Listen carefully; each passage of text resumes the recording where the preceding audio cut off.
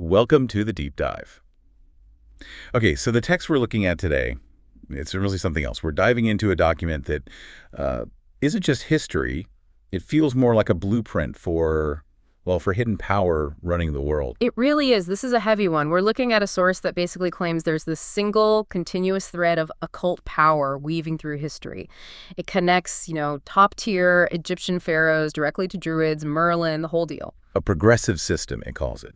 And our job today really is to unpack that, to do a proper academic deep dive into this narrative, see how it connects these seemingly disparate points, Egypt, the Celts, even a modern brotherhood. Right. And it's audacious. It names Ramses II, it names places Abydos, Giza, Stonehenge, but it completely reframes them. Takes away the standard history lesson and says, no, these were operational centers for something else. Something involving pacts with, what does the text call them? Principalities and post-staters. Exactly. And we need to be clear what that means, according to the source. We're not talking about, minor spirits or ghosts here. In the framework of this document, principalities and potestates refers to the highest ranks of non-human entities. Like the governing class of the spiritual world. That's the idea.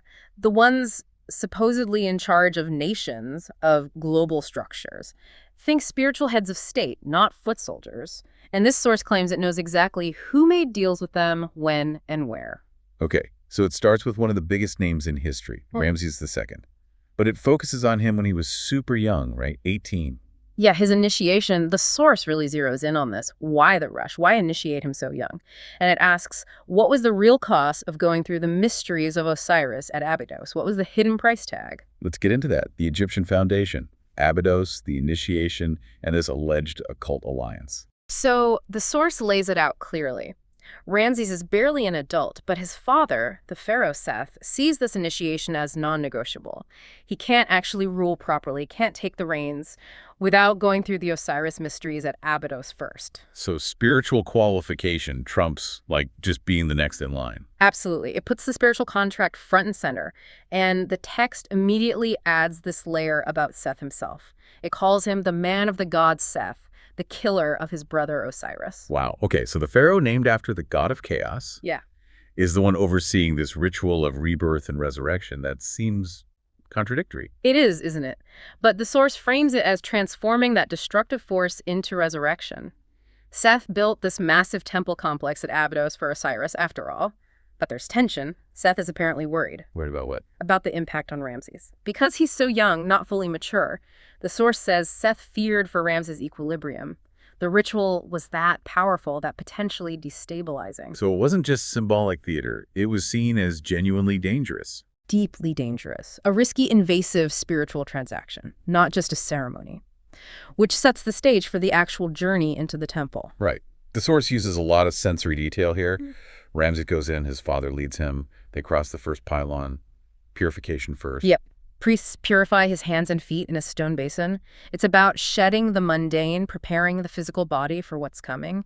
High-level contact prep. And then the inner sanctum. The doors are a big deal. Cedar of Lebanon, covered in electrum. Exactly. Cedar, this prized imported wood, and electrum, that's a natural gold-silver alloy. Esoterically, that often symbolizes merging opposites, right? Sun and moon, spirit and matter. Stepping through those doors is like stepping into another reality. And inside, silver floor. Incense. Dominating smell of incense, yeah. Silver floor, the whole atmosphere shifts. He has to bow. It's designed to isolate him, break his connection to the normal world, heighten his senses for the spiritual. And then Seth leads him to the corridor of ancestors, names carved on the walls. What's the significance there, according to the source? This is crucial for the source's argument about continuity. It introduces the concept of the Kaka. The Ka, that's like the spirit double or the life force. Pretty much. Seth tells Ramses, look, these pharaohs are dead, but their Ka, it's still here. It stays within the temple walls, within the consecrated space itself. Stays there. To do what? To feed his thought and guide his action. That's the direct quote, essentially. The temple isn't just a building, it's a conduit. A machine running on the spiritual energy of past rulers, constantly feeding into the current one. Whoa. So the temple is actively managing the pharaoh, in a way. That's the implication. It's a place of ongoing communication with the gods holding their secrets.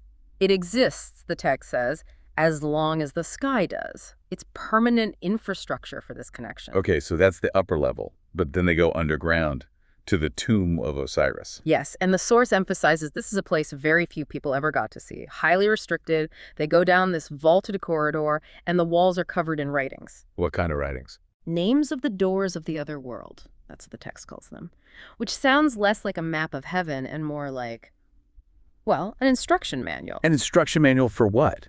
Getting to the other world, like dimensional travel. That seems to be exactly what the source is asserting here, that the Egyptians didn't just believe in an afterlife, they had the technical know-how for navigating it, for opening these doors, and they wrote it down. That's a massive claim. If true, it recontextualizes everything. It does, and the central structure down there is described as extraordinary. 10 huge pillars holding up a sanctuary roof, all standing on an island surrounded by water. Like a recreation of the beginning of the world, the primordial mound. Precisely, a simulated point of creation, and at its heart is the sarcophagus. Gigantic, the source says, where Osiris resurrects each year. The source connects this directly to cosmology. Yeah, it equates the sarcophagus with the first protuberance that sprouted from the ocean of energy when the one became two. It's complex, almost Gnostic language, describing the origin of duality of creation, but always linked back to a single source. And Ramses has to engage with this directly. He has to dive in spiritually. Seth commands him, let your spirit plunge into it, cross the borders of the visible, and drink your strength from that which has no beginning or end. It's total surrender, the point of the transaction. Okay, so the ritual itself, that night, what happens? Specific actions. Drinking special water, eating sacred wheat supposedly from Osiris's body, wearing fine linen. Then a procession starts, led by a priest in a jackal mask, Anubis, guide of souls. And it gets intense. Extremely. There's a ritual combat scene set to distressing music, then a kind of funeral session with priestesses, his own mother playing Isis. The whole thing is designed to push Ramses to the absolute brink. To break him down. Essentially, yes. His spirit gets transported, the text says, right into the heart of these resurrection mysteries. He apparently kept thinking he was going to dissolve, just vanish into the beyond, lose himself completely. A near-death experience, basically. Total overload. Designed overload. But he pulls through. He emerges, his body still connected to his soul, but he's experienced something profound, something other. And this is where the source gives its interpretation, the big reveal. Exactly. After describing this incredibly detailed, terrifying, sacred ritual, the source states its only purpose, the sole reason for it all, was for the heir to the throne to open portals and receive within himself the connection with high-ranking demons. Demonios de alta patente. Wow. Just lays it out there, no ambiguity. None. It fundamentally reframes the entire religious structure, according to this text. Divine kingship, resurrection, the temples. It argues it's all just sophisticated infrastructure. An infrastructure for these entities to gain access and power through the pharaoh, with history and religion as the cover story. That's precisely the claim. It turns Ramses II from a powerful king into, well, a prepared vessel. The highest spiritual authority, yes, but now operating under this external contract. Okay, so the initiation happens, but it wasn't just a one-off event. No, not at all. The source says Ramses stayed at Abydos for several weeks after the main ritual, sort of integrating the experience, stabilizing. What did he do during that time? Meditated by the sacred lake, contemplated Osiris's boat, which the text intriguingly notes was supposedly built by light, not human hands, and he got access to the temple's treasury. And the source gives an occult reason for this extended stay. It does. It explicitly states this period was for consolidation. The demons, it claims, used this time for more rituals, more strong experiences in the presence of the principalities, to really cement their hold on him. So the initiation opened the door, and the weeks after were about moving in and setting up shop, so to speak. That's a good way to put it, reinforcing the connection. And this connection needed a massive, protected physical base, the temple itself. Which had a dual function, right? Sacred and economic. Distinct but not separate, the text says. The spiritual side needed the practical side. It needed the best architects, the best sculptors, to make the stones speaking. Speaking stones. What does that imply in this context? That the building itself was alive somehow, or technologically active? It suggests the architecture wasn't just symbolic. Through its design, its materials, maybe its alignment, It became an active part of the spiritual machinery. Yeah. The temple as a vase of stone, purifying and transforming society, fueled by the link between the god and the pharaoh. And this vase of stone, this critical infrastructure, needed serious protection. Absolutely. Seth apparently went to extreme lengths. The source details these legal protections. Everyone working for the temple builders, priests, staff, they were shielded. From heavy labor, from taxes, from being drafted into the army. And the temple's resources were untouchable, inalienable. Completely. This decree was apparently carved on monuments all the way down to Nubia, showing its absolute priority over everything else in the state. Military needs, state projects, none of it mattered as much as protecting the temple staff and resources. That's the picture painted.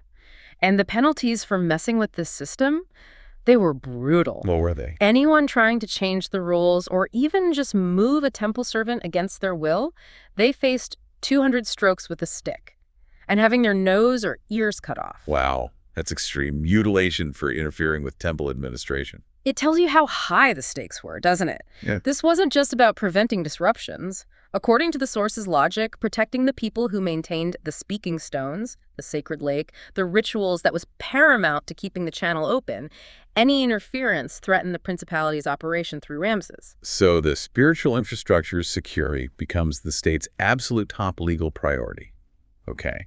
Now the source shifts focus slightly from Abydos, the initiation site, to Giza. Right. Wider scope now. The text mentions Seth, in his 11th year as pharaoh, making a big offering at Giza, specifically to the Sphinx, the guardian of the whole plateau where the big pyramids are. Cheops, Chephren, Mykerinos. And Giza was off limits. Sacred ground. Totally forbidden to ordinary people, the source says. Ramses felt this immense power there, this astonishing affirmation of the presence of the Ka. It was seen as the energy source for the entire country, immutable, unchanging power. And the source gives an explicit occult reason for Giza's power. Yes. It directly tells the reader, await the study of dimensional portals, and then confirms Giza's palpable energy was because it was a prime location where dimensional portals were open. So Abydos was for initiating the vessel, Ramses. Giza was the main station, the central hub for this dimensional access. That seems to be the implication. While Abydos was personal, Giza was geopolitical, the anchor point for distributing this entity influence across the whole land. Does it say much about the pyramids themselves in this? Are they the portal tech? It doesn't detail the mechanics here, but given the later comparison to Stonehenge, the suggestion is yes. They're likely seen as massive geometric structures designed to stabilize or harness the energy needed for these portals. Precision engineering for entity access on a national scale. Okay, so the alliance is made, the pharaoh's the vessel, the key sites are operational and protected, but it needs upkeep. Constant upkeep. Ramses gets it, acknowledges the mystery is core to life, but Seth warns him you have to come back. Frequently. Celebrating the mysteries of Osiris isn't optional, it's essential for the country's balance. So it's like a subscription service. The initial payment was the initiation, but you need ongoing rituals to maintain the connection. That's exactly the interpretation the source gives. It says the initial transfer of power was complete. Ramses was pharaoh. But now, the other party, explicitly named as Lucifer in this context by the source, would demand repayment. Regular rituals were needed, plunging Ramses deeper into the depths of hell to keep the power flowing. And this pact, this ongoing connection, it actually changed Ramses, physically, noticeably. Immediately and profoundly, according to the text. It uses the perspective of a woman close to him. She senses he's completely different, not just a grown-up version of the passionate kid he was. He's now a true regent. His function is obvious. And how did she feel towards him? Subjugated. A respectful fear. She lost all her previous influence over him. Well, it wasn't just maturity, it was a fundamental shift in his being. Does Ramses himself acknowledge this change? He does. The source quotes him saying something like, Abydos and the wild bull revealed my true nature. Truly, I am not a man like others. He knows he's been altered. And the source links this specific transformation to his future role. Directly. It says this change, physical, emotional, mental, spiritual, was precisely what was needed to make him the monarch who would eventually confront Moses. The vessel had to be perfectly conditioned. So the ultimate claim is that principalities and put states would reign over Egypt through his figure. Ramses the man becomes the interface, the conduit for these higher-level entities running the show. But this power came at a huge personal cost. Right. Solitude. Devastating cost.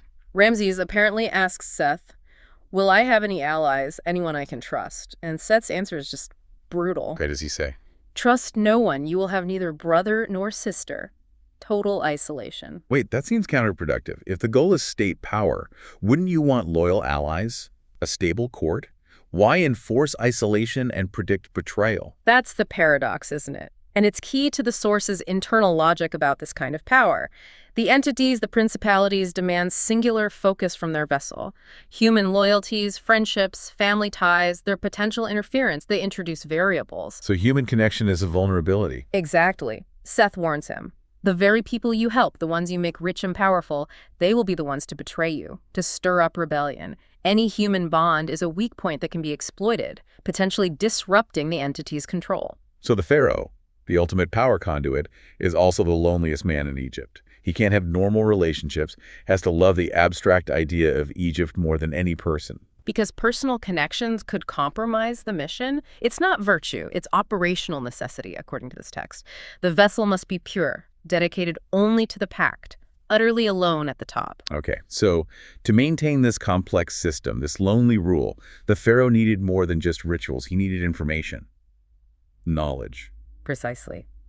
Which brings us to the archives. Heliopolis is House of Life, described as the oldest, most secret library or center of knowledge in Egypt. And the sheer range of stuff kept there, according to the source, is mind-blowing. It really is. Everything from the highest spiritual secrets, mysteries of heaven and earth, secret rituals, star maps, prophecies, myths, To royal records, history. and then crucially, deep technical and scientific knowledge.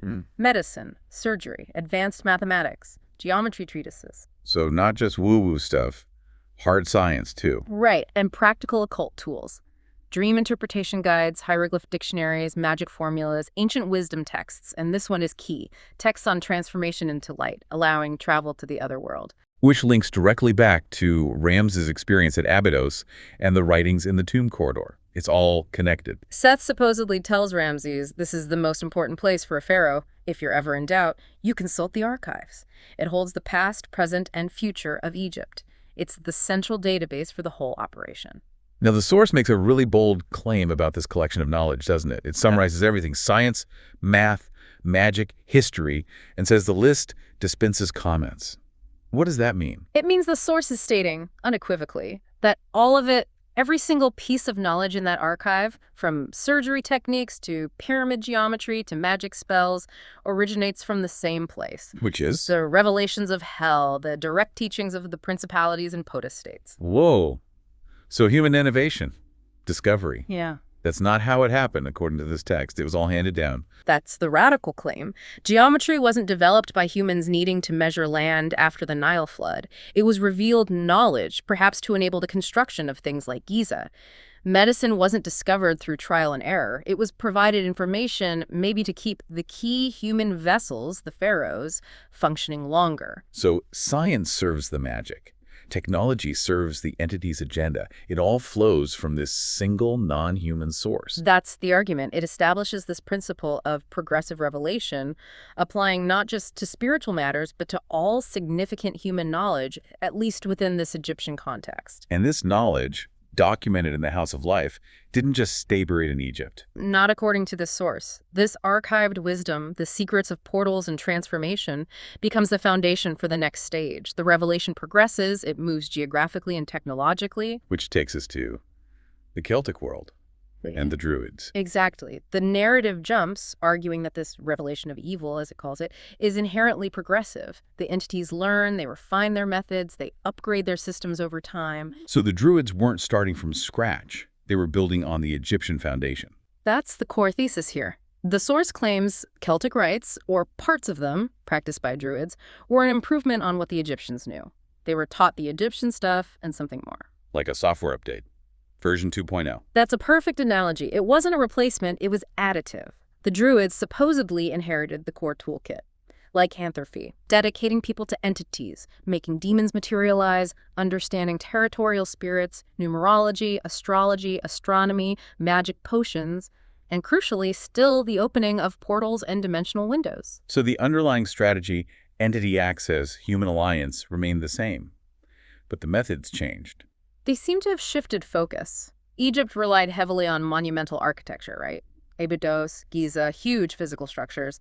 The Celtic amplification, according to the source, focused more inward, on manipulating human consciousness directly, particularly through potions. Potions. Why the emphasis on potions? The source is very specific. These weren't just healing tinctures. They used poisons, specific herbs, engineered to lower the state of consciousness. To make people less aware. Why would that be an improvement? Because, the source argues, our normal, fully awake, conscious mind tied to our five senses acts as a natural filter.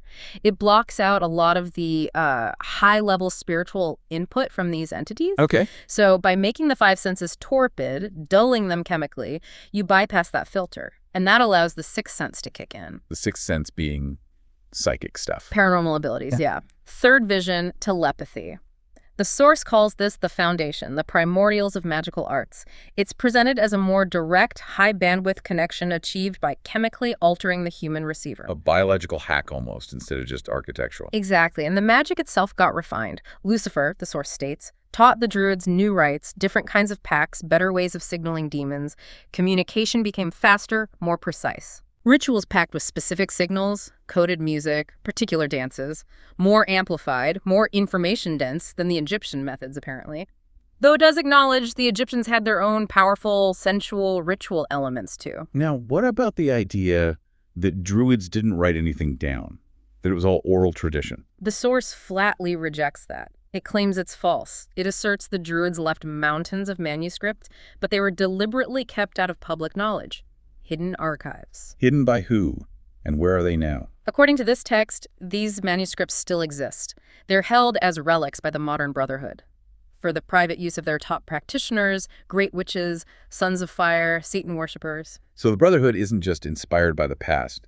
They are the literal inheritors and guardians of these ancient hidden Druidic texts, which themselves built on Egyptian knowledge. That's the lineage the source constructs. Direct, unbroken custodianship of this progressively revealed occult knowledge. Which brings us to probably the most famous figure associated with Druids and magic, Merlin, or Myrddin. Right. And the source insists Merlin wasn't just a legend, not just a story cooked up later. He was real. And not just any sorcerer. He was the first of 5 great sorcerers in this lineage, with the last one destined to be the Antichrist. Okay, that's a huge claim. Merlin as #1 in a line leading to the Antichrist. It positions him as absolutely pivotal in this historical occult progression, the archetype. The reason he became mythologized, the source suggests, is because the power he wielded was just incomprehensible to ordinary people at the time. And his birth. The legends are weird. Son of a demon or something. The source leans into that. It confirms the story. His mother, a king's daughter, wouldn't name the father. Rumors flew that he was the son of the devil. The source says that label was not far wrong. So what was he, according to the Brotherhood's claim mentioned in the source? Conceived via an incubus. Direct entity intervention in his physical conception. Making him inherently supernatural. Yeah. A hybrid. A son of fire, the text calls him, from birth. Not someone who had to be initiated into the connection like Ramses. He was born of it. Which is why, the source says, he had experiences with darkness, magic, the spirit world, right from childhood, even before formal training. He was naturally attuned. A perfect conduit from the start. What powers did he have? Visions which the source immediately flags as demonic revelations, not prophecy. Producing fire from nothing, called the simplest of magics, the first thing you learn in this system.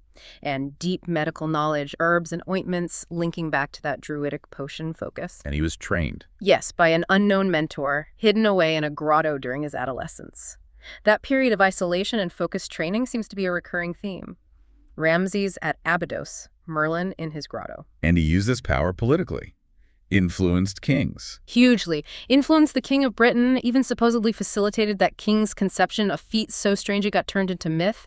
He became the power behind the throne, advising the king. And mentored the next generation too, the Arthur figure. Exactly. Mentored the king's child, kept him hidden until he was 14, mirroring Merlin's own hidden youth, and then, presumably, guided his initiation.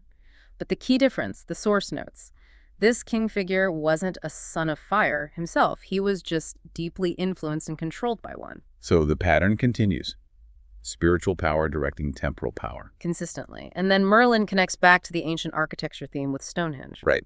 The source says Merlin rebuilt Stonehenge, the giant's dance. Rebuilt or reactivated it, yeah. And it makes an explicit comparison. Stonehenge is likened only to the Great Pyramid of Giza. And the text stresses, this is not a coincidence. Linking the Egyptian monumental magic directly to the Celtic system through Merlin. It's presented as the culmination, the next step. Stonehenge isn't a tomb, the source insists. It uses this idea. A tomb is a place of passage. Mora nascer para outra vida. To die is to be born into another life. Therefore, Stonehenge is a passage, a portal. Another dimensional portal like Giza, but maybe a different kind. Yeah. Or an upgraded one. Does it say what makes it work, what's inside? It gives very specific, strange details. No king buried there. But deep underground, 27 meters down, there's a ritual sword and a heart, preserved inside a silver box lined with gold. A sword and a heart, not bones. No. These are presented as functional components of the portal machinery.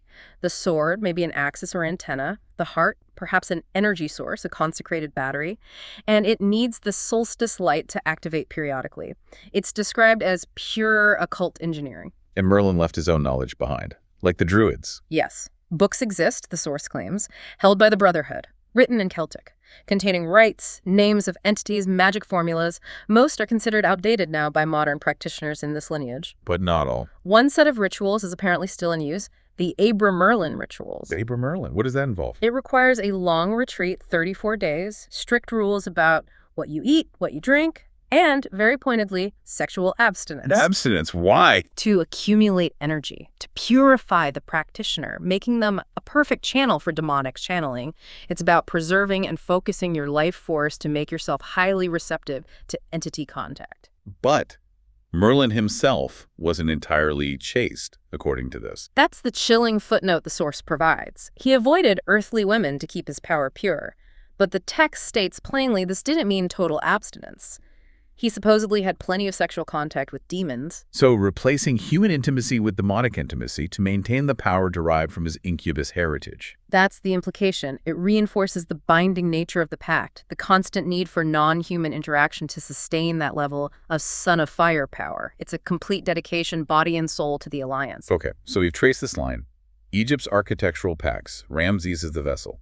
Druidic refinement, focus on consciousness, potions. Merlin is the hybrid conduit. Stonehenge is the upgraded portal. Where does that leave us now? It leaves us with the source's conclusion about the present day. It claims modern Satanists, presumably meaning the Brotherhood it keeps mentioning, now hold the combined knowledge, Egyptian and Druidic traditions, fully integrated. And crucially, it's now greatly potentiated, much stronger, because the revelation is complete. Complete. What does that mean? The source summarizes it with a phrase, O pentagramma se cumpriu. The pentagram is fulfilled. This suggests that whatever progressive plan the entities had, whatever stages of knowledge they needed to reveal and integrate, it's done. The system is fully operational, optimized. The final pieces are in place. Maximum power unlocked. That's the sense you get. Full integration, maximum efficiency, ready for, well, whatever the final goal is. But then the source adds a really important distinction. A hierarchy. Not everyone involved with the dark side is equal. Not even close. It draws a sharp line between genuine high-level alliance and simply being exploited. Okay, explain that. Who had the real alliance? According to this text, only the Egyptians, specifically around Ramses' time, it seems, and the Druids, particularly the Merlin lineage, received the true, calculated revelation directly from hell.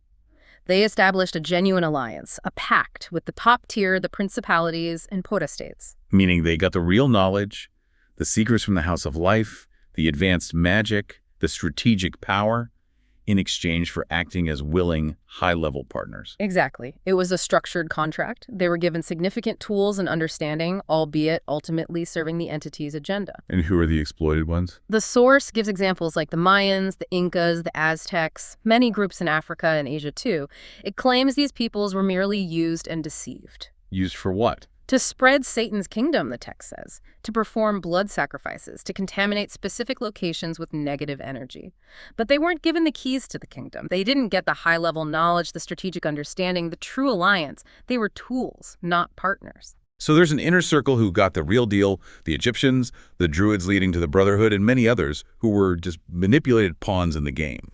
That's the framework the source lays out. It's a classification system for occult power throughout history, differentiating between strategic partners and disposable assets. The progressive revelation was exclusive, reserved for those who could manage global power structures. Which paints history as presented in this text, as basically the visible surface of this long-running, hidden spiritual management project. Pretty much. A multi-millennial strategy, carefully unfolding. So let's wrap this up for you, the listener. We've walked through this incredibly detailed and frankly startling text. It draws this direct, unbroken line, Ramses II's initiation at Abydos, the knowledge archived in Heliopolis, passed on and amplified by the Druids, personified by Merlin, anchored by Stonehenge, leading straight to a modern brotherhood holding all the keys. And a core theme throughout is secrecy. The power operates best hidden. Merlin becomes a myth, so his real actions are obscured. The Druidic texts are kept hidden. The Brotherhood operates privately. That seems to be the modus operandi, according to the source. But that brings us back to that final powerful claim. The pentagram is fulfilled. The revelation is complete. Right, and that leaves us with a provocative thought, doesn't it?